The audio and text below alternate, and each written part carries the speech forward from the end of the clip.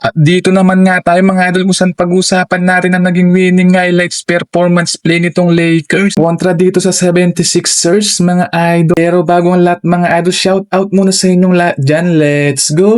So dito nga sa play ng Lakers, grabe ang ginawang ambag dyan ni Uncle Lebron. Tulad nito idol kung saan look away fade away dyan ang ginawa ni Lebron James. Dito nga Luka to Austin Reeves, no, easy tres lang yan mula sa Lakers. Eto behind the back with step away ni Luka Doncic yan mga idol, easy tres. Dito nga step moves niya ni Uncle Bron, no, step away kung saan easy 2 points lang dyan mula kay Uncle Bron. Dito nga mula na naman kay Uncle Bron kung saan pump fake payday pay away yan mga idol. Eto mga idol, alley-oop fade away mula kay Tito Luka and Uncle Hayton. Back to back alley-oop dyan mula kay Uncle Bron and Tito Rui Hachimura, easy 2. Dito Tito Luka and Uncle Hayton, alley-oop fade away na naman mula sa kanilang dalawang mga idol. Kayo mga idol, anong masabi nyo sa winning play performance ng Los Angeles Lakers? Ulad na lang nito mga idol ni Austin Reeves behind the back fade away na sinamaan ni Uncle Hachimura dyan, no? Bajang. Eto Tito Hayton to Uncle Lebron, another alley-oop fade away. Dito nga Uncle Lolo Bron, no? At eto another alley-oop fade away, Tito Luka and Uncle Hachimura. Eto step away fade away payday mula kay Uncle Lebron. Dito nga panalo na ang Lakers kontra dito sa 76ers. Dito may sinasabi dyan si Uncle Lebron, no?